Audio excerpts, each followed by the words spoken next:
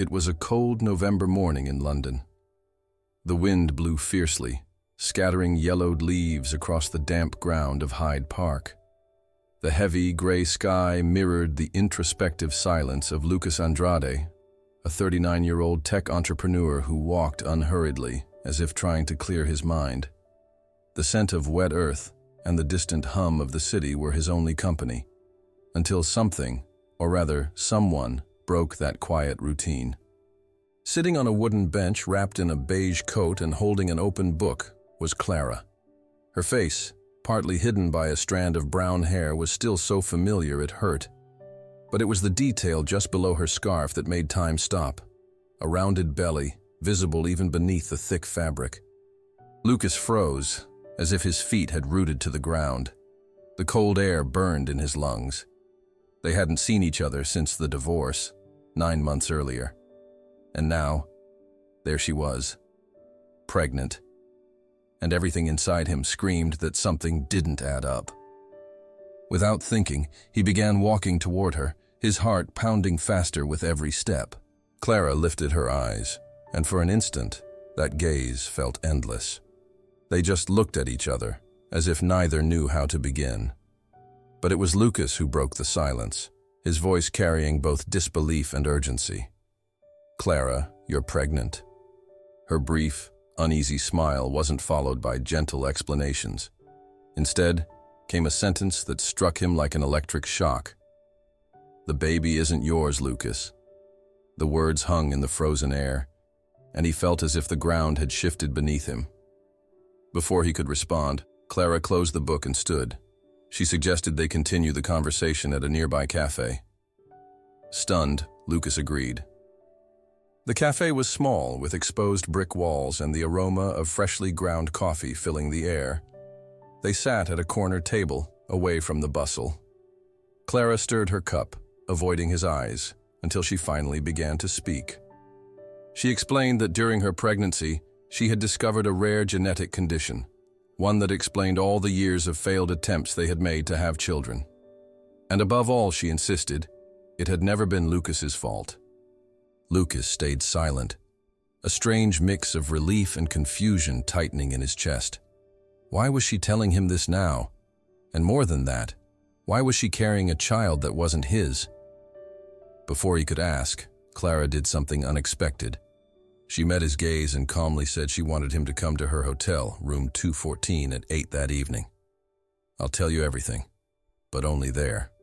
As she rose to leave, Lucas felt as though he had been pulled into a riddle he couldn't understand. The memories of their marriage, the arguments, the silences, suddenly seemed to take on a different weight. The cold wind followed him back through the streets of London. But what truly chilled his chest was the unspoken promise in her words, that there was a truth capable of changing everything he thought he knew about the past, about her, and about himself. Before we continue, don't forget to like, comment, and share.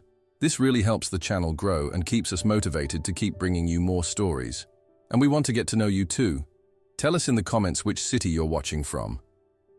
That day, Lucas had no idea he was about to uncover secrets that would irreversibly bind his fate to hers, and in the process, test the very limits of loyalty, love, and family. Hyde Park, silent witness to their reunion, seemed to hold within its bare trees the first piece of an emotional puzzle that, once completed, could never be undone. Lucas Andrade had always been a meticulous man, driven by clear goals and measurable results. Founder of a tech startup that, in just a few years, had become a leader in digital security solutions, he had built his life like a carefully structured code, with no room for errors, vulnerabilities, or unforeseen events. At 39, he was proud of the empire he had forged with discipline and vision, but in recent months, that pride had been laced with bitterness, the taste of loss. 9 months earlier, his divorce from Clara had been finalized quietly, without scandal, but leaving behind wounds no document could close. Lucas carried a silent guilt, an invisible weight that greeted him each morning, the certainty that he had failed her in what mattered most to them both. For years, they had tried to build a family. They endured endless tests, treatments, and painful midnight conversations. The result was always the same: another negative test, another disappointed glance, another promise of next time will be different that never came true. Deep down, Lucas believed the fault was his. He had undergone tests but never received conclusive answers, and since nothing confirmed or denied his suspicions, he let doubt harden into certainty. That belief shaped the way he lived: more hours at work, more business trips, more distance. Clara tried to hold on to their connection, but he shut himself off more and more, convinced he was sparing her from a heavier burden. Emotional distance became a wall that neither could climb. Now divorced, living alone in a modern flat in central London, Lucas spent his days surrounded by screens, charts, and reports. Work was an effective anesthetic, but only temporary. At night, when he returned home, he was met by the silence of an apartment without laughter, footsteps, or voices. Sometimes he caught himself staring at an old photograph. He and Clara smiling on a trip to Tuscany, golden sunlight warming their faces. A portrait of a life he no longer knew if he had lived or only dreamed. That November morning, the biting cold seemed to echo the emptiness within him. Walking through Hyde Park was his ritual, a way to organize his thoughts and escape for a few minutes from his calculated routine. He liked watching the trees, the falling leaves, the dogs chasing sticks, as if the world there moved at a more organic pace, untouched by the digital rush that ruled his days. As he walked, the past felt as distant as the gray horizon. His mind was on the meeting he had later, the emails waiting, the software update his team was testing. Everything was under control, as always, until it wasn't. Seeing Clara on that bench, book in hand, her belly unmistakable, was like a collapse in his own internal programming. In that instant, he wasn't the confident businessman. He was the man who had spent years trying and failing to become a father. The man who loved a woman and lost her without ever truly understanding why. The cold bit deeper, the air felt heavier.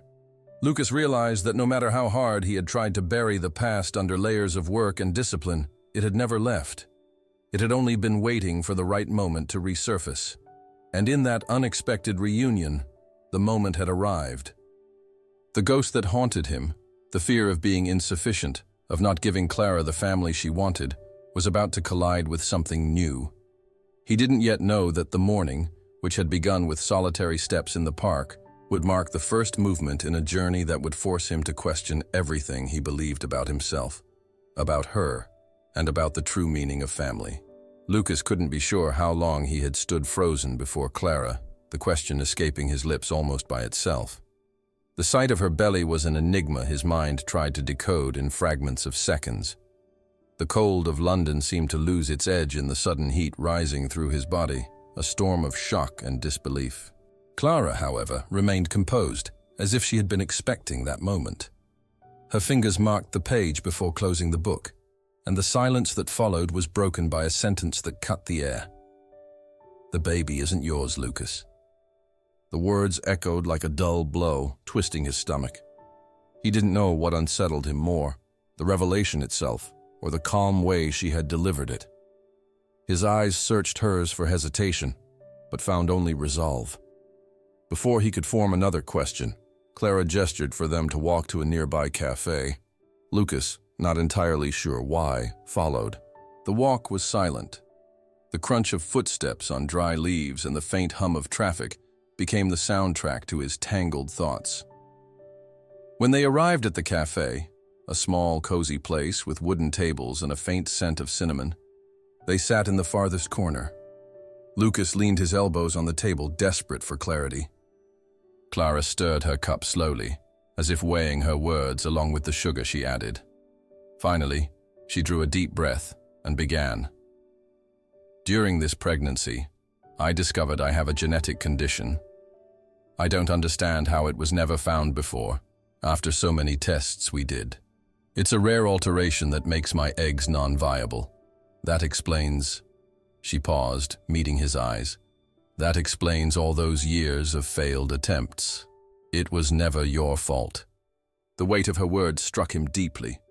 Lucas felt as though a burden he had carried for years had suddenly lifted, but in its place confusion grew. It was never your fault. How many times had he longed to hear those words? And now, hearing them, he didn't know what to do with them. He began to speak, then stopped himself, because the next question seemed inevitable. If it isn't mine, then whose baby is it? Clara held the silence for a few seconds, her gaze fixed on the steam rising from her cup, as if searching for courage. But instead of answering, she leaned slightly forward and said softly, "Tonight, 8 o'clock. Room 214 at the hotel where I'm staying. That's where I'll tell you everything." Her tone wasn't mysterious, but steady, like someone who knew the conversation demanded time, privacy, and more courage than either of them had at that moment. Lucas sat still for several seconds, wondering if this was a game, a provocation, or simply the way she chose to stay in control. She finished her coffee and stood. Before leaving, she touched his arm lightly and said, "It will change the way you see a lot of things, Lucas." He watched her cross the door and disappear into the stream of hurried pedestrians. The chime of the cafe door was the only proof the meeting hadn't been a figment of his imagination. Lucas looked at his untouched cup and realized he didn't know whether he wanted the hours until 8 to pass quickly, or painfully slow. As he left the cafe, something stirred inside him. A blend of anticipation, fear, and the uneasy sense that whatever truth awaited him, it would not come alone. Lucas spent the rest of the afternoon unable to focus on anything. He tried to bury himself in reports, reply to emails, attend video meetings, but nothing held his attention. The clock on the wall seemed to move with torturous slowness, as if time itself conspired to prolong the suspense. Each time he checked the hour, he imagined Clara at the hotel, pacing the floor, rehearsing the words she would say. The thought made his chest tighten. When the minute hand finally neared the appointed time, he found himself more nervous than he wanted to admit. He put on a heavy coat, grabbed his keys, and stepped out into the freezing night. The streets, glowing with lampposts and storefronts, reflected across rain-slicked pavement, creating a near cinematic scene. Each step toward the hotel felt heavier than the last. The lobby was wide, with golden chandeliers and a faint scent of lavender in the air. Lucas walked past the reception desk without asking for directions. He already knew the room number. The elevator climbed slowly, each floor lighting up on the panel like a warning that there was no turning back. When the doors opened onto the second-floor corridor, a welcoming silence settled around him. The carpet muffled his footsteps, and only the distant hum of a vacuum cleaner came from somewhere unseen. He stopped in front of door 214. Taking a deep breath, he raised his hand and knocked 3 times. Moments later, Clara opened it. She was wearing a simple sweater and comfortable pants. Her hair was tied up in a messy bun, giving her an almost homely look. Without formal greetings, she invited him inside. The room was softly lit by a lamp near the bed, casting gentle shadows across the walls. On the table, 2 cups of tea released thin streams of steam. Clara gestured for him to sit in an armchair, while she took the one opposite. The air was filled with silent tension, not hostile, but heavy with something about to be revealed. "Lucas," she began, her voice low and deliberate. "I know what I'm about to say may change a lot, but you deserve to know." He nodded, trying to remain composed even as his heartbeat quickened. "You always believed our struggle to have children was about you. That was never true. I found out during this pregnancy that I have a genetic condition." She paused, as though measuring the weight of her words. "It prevents my eggs from being viable." Her eyes stayed on him. All those years, all the effort, the disappointments. It was never your fault. Lucas felt the invisible burden shift within him, though it didn't vanish. Relief mixed with the pain of wasted years.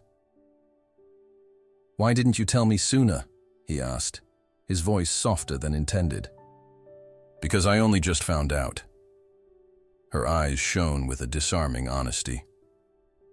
And because I knew this truth would affect you deeply, I wanted to wait for the right moment. But life didn't give us much time. She made a small gesture with her hand, as if brushing away any misunderstanding. I didn't call you here to reopen the past, Lucas. I called you so you would understand the present. He drew a deep breath, absorbing each word. The muffled sounds of the city outside faded into nothing. For a moment, the world had shrunk to that room, to that suspended dialogue between what was and what was about to come. Clara leaned back, her eyes locked onto his. What I'm about to tell you, you need to hear until the end. Lucas said nothing, holding her gaze, aware he was about to cross an invisible line beyond which nothing would ever be the same. She stayed silent for a few seconds, as though arranging her thoughts. Lucas noticed she held the teacup with both hands, not for the warmth, but as if it anchored her. When she finally spoke, her voice was steady, though weighed with emotion. When the doctors discovered my genetic condition, everything made sense. All those years trying, all the appointments, the tests. She lowered her eyes. It wasn't something treatment could fix. It was final. Lucas sat motionless, letting her words sink in. Memories came back in flashes. Nights when she cried silently beside him. Appointments that ended with doctors' carefully neutral expressions, as if unwilling to deliver bad news. He had always believed the problem lay with him. Hearing now that it didn't erase the pain, it only redirected it. Clara continued, I wanted you to know because for a long time I blamed myself too. And I stayed quiet because I thought you might see me as incomplete. But now it's no longer about us. It's about something bigger. Lucas frowned, sensing her words were leading to something even more revealing. Clara, why are you telling me this now? She set the cup down and leaned forward. Because I'm not pregnant with my own child. Her words lingered in the air. A strange chill ran down his spine. This baby that will be born, it isn't biologically mine. Lucas blinked several times, struggling to process. Then, whose is it? She took a deep breath. I promise to tell you everything. But first you need to understand what this means. I'm not here to hurt you. What I'm about to say may feel impossible at first, but I need you to hear me out. The air in the room grew heavier. Lucas could hear the pounding of his own heart in his ears. Everything we went through, Lucas, all the frustrations, now has an explanation. It wasn't your fault, and it wasn't my choice. I discovered my condition already pregnant, and it changed everything about how I see this journey. He searched her face for answers, but found only seriousness. It was as if Clara were laying the ground for a revelation that would reshape not just the present, but his understanding of the past as well. I needed you to know about my condition first, she continued. Because only then can you understand the rest. Lucas nodded, even without fully grasping. Something deep inside told him there was no turning back from this conversation. I'm not here to ask for anything, Lucas. Not money, not to reopen wounds. But this story belongs to you, too. She paused, watching his reaction. And the only way to free you from the guilt you carry is by telling you every detail. There was weight in her voice, not of accusation, but of responsibility. Lucas realized that despite her calm tone, she was vulnerable, too.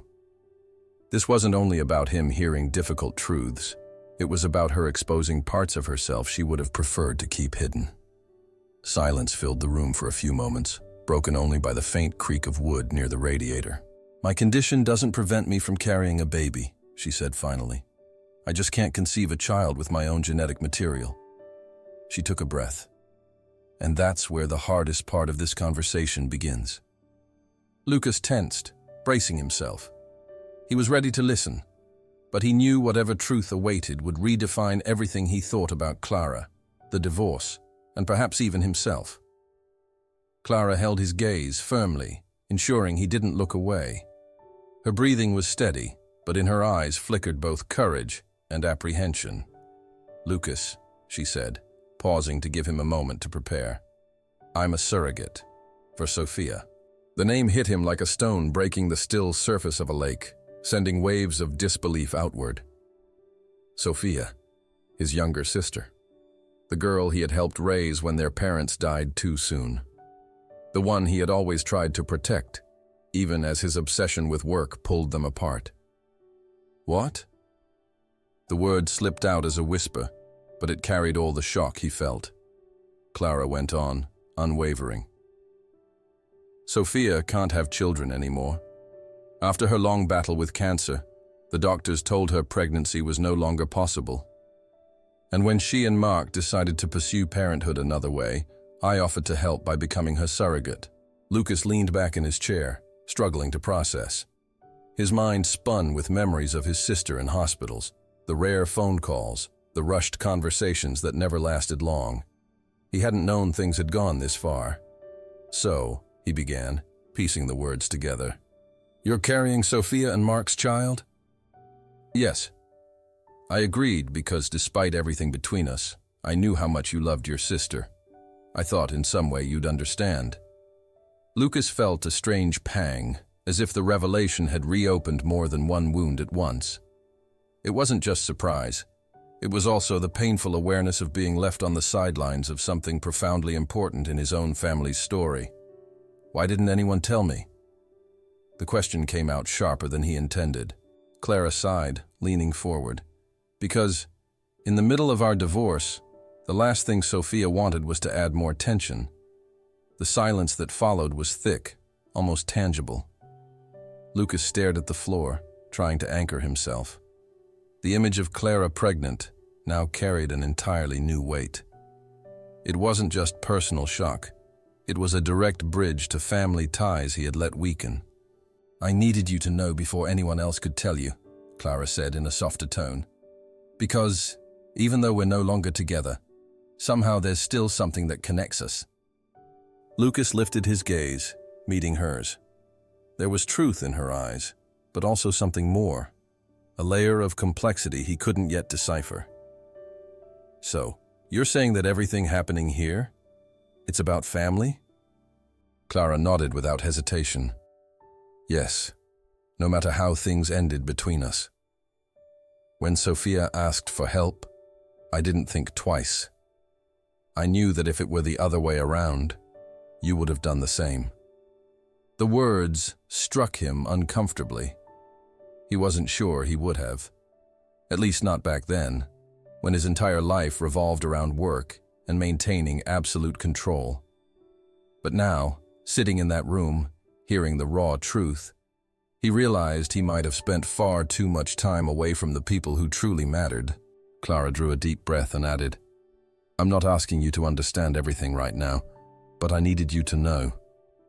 Lucas stayed still for a moment, as if his body itself needed time to catch up with the storm swirling in his mind. The revelation that Clara was carrying a child for Sophia was enough to turn his world upside down. Yet there was a detail he still couldn't fully grasp. The silence in the room stretched until he finally broke it, with the question burning on his lips. "And biologically, whose child is this?" Clara held his gaze, as if bracing for the weight of her answer. "The baby is Mark's biological child. With Sophia, I'm just the surrogate. But whether or not I'm the surrogate, Sophia and Mark want me to stay close to the baby, to create bonds as a family because that's what we are, a family." Lucas felt the air escape him for a second. The idea that Clara, his ex-wife, was carrying a child that wasn't biologically hers unsettled him. It was something he'd never even imagined as a possibility. It was as if the ties he thought had been severed were now irreversibly woven into a story he hadn't chosen to be part of. "When Sophia came to me, she was already desperate," Clara continued. "She and Mark had tried other ways, but nothing worked. After several tests, the doctors confirmed that my genetic condition, which prevented me from having my own biological child, wouldn't stop me from being a surrogate." Lucas frowned. "Even after everything that happened between us?" "Yes," she replied firmly. "Because despite it all, I still see Sophia as family, and because I'd do anything to see her happy after everything she's been through." He leaned back in the chair, trying to absorb the weight of it all. The child about to be born would be his niece, carried by Clara, his ex-wife. There was no manual for dealing with such a storm of feelings. "And why Edinburgh?" he asked, recalling something she had mentioned earlier. "Because that's where Sophia and Mark are moving after the baby is born." Clara shifted in her chair. "I want to be there to help in the first few months. And also because I can't imagine just handing over this child and disappearing." There was raw honesty in her words. It wasn't attachment in the conventional sense, but a bond she knew would exist forever. "You do realize this is complicated?" Lucas said, carefully choosing the most neutral word. Clara let out a soft sigh, as if she had already walked through every path of this conversation long before it began. "Of course I understand. But life doesn't always give us simple roads." He fell silent for a few seconds, feeling part of him wanting to resist, while another part recognized something admirable in her decision. Despite everything, she had made a profound gesture. "I just wanted you to know before hearing it from someone else," Clara concluded. "And also because I believe this child will play an important role in your life, even if you can't see it now." Lucas didn't answer right away. The lamp beside them cast soft shadows across the room, and he felt the weight of each revelation layering upon his shoulders. Everything he thought he knew about family, loyalty, love, it all seemed redrawn before his eyes. Clara, sensing he needed time, didn't press further. She only added, "The truth can be uncomfortable, but sometimes it opens doors we didn't even know were closed." Lucas kept his eyes on the floor for a few seconds before finally lifting his head. He had no ready answers, but he knew one thing for certain. From that moment on, there was no going back to what things once were. Their story, and Sophia's, and that child's, was now intertwined in a way no one could undo.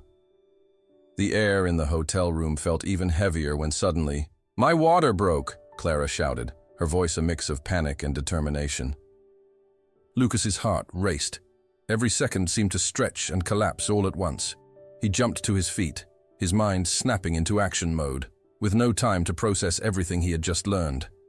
Clara, clutching her belly, staggered slightly, and Lucas held her firmly, though his eyes betrayed fear and concern.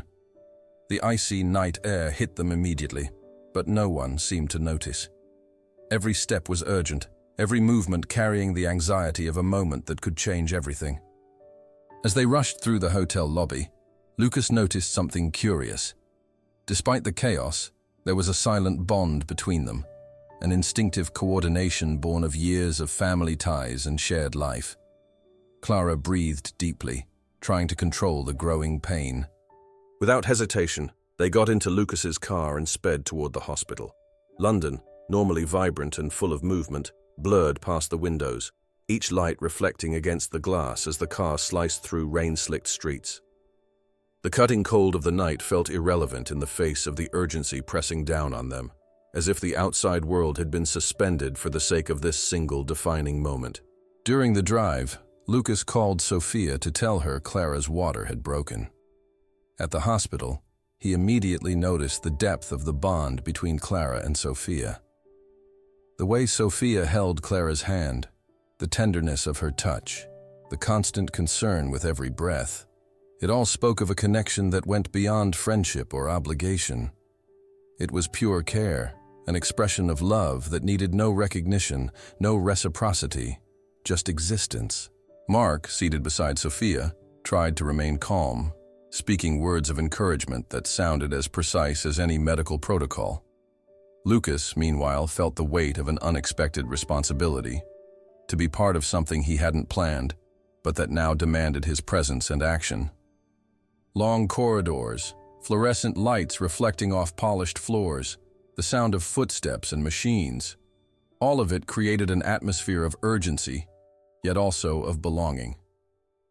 Somehow, in the midst of the chaos, Lucas felt a strange familiarity. He knew, even without experience, that he needed to be present, that his role wasn't just to observe, In the delivery room, the medical team quickly took charge. Sophia stayed close to Clara, holding her hand and whispering words of encouragement. Lucas, hesitant for a moment, found his place at her side, offering silent support. He realized that, although his life had been built around logic, charts, and goals, he was now standing before something that couldn't be planned: the birth of a new life. The hum of machines, the quick commands of the doctors, and Clara's efforts blended into a scene of tension and hope. Every breath, every movement, every glance carried the weight of moments that would never be forgotten. Lucas felt that, in some profound way, he was witnessing not just the arrival of a baby, but the redefinition of family itself, of love, and of connection. And in the midst of it all, he realized something essential: that sometimes life demands we run with our hearts open, even without knowing what the future holds, because it is precisely in these moments that the strongest bonds are formed. The baby's cry filled the room, vibrant and intense, breaking the tension in the air like a wave of relief and emotion. Lucas, still stunned, watched as the doctors carefully cleaned the tiny newborn. Sophia was by Clara's side, holding one of her hands firmly, whispering soft, comforting words. Mark leaned lightly on the bed, eyes fixed on his newborn daughter's face, unable to look away. The nurse handed the baby to Lucas, and he felt a wave of warmth wash over him, mixed with a strange sense of belonging. The little head nestled against his chest, tiny arms curling involuntarily, and for the first time in a long while, he felt the depth of something that could not be measured in charts, results, or professional achievements. The sensation of a genuine, immediate, unconditional connection. "She's perfect," Lucas said, handing the baby to Clara. His voice was hoarse with emotion as he looked at Clara and Sophia, who shared the same tender, almost incredulous smile at the beauty of the moment. Clara nodded, eyes glistening but steady. Perfect and healthy. Everything went as it should. Clara, still breathing deeply, managed a smile. Lucas watched the scene, feeling that despite everything that had happened between him and Clara, between him and life itself, this moment transformed everything. Anger, confusion, past frustrations began to fade in the face of the magnitude of what they were sharing now. Lucas also rediscovered his relationship with Sophia. Conversations that had once been brief and formal now turned into moments of closeness and mutual learning.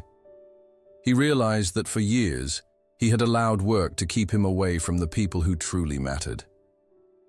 But now, holding his niece in his arms, feeling her calm breathing, and Sophia's attentive eyes watching every movement, he understood that he was rebuilding bridges he had thought lost.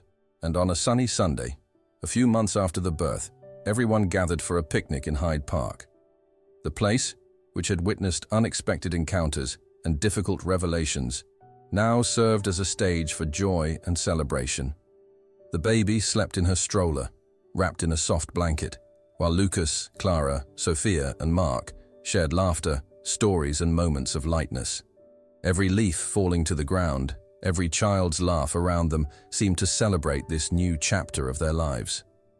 Lucas and Clara allowed themselves a chance to restart a life together, but now in a lighter and happier way.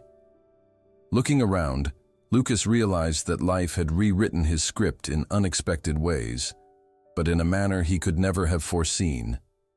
He was no longer just a results-driven businessman.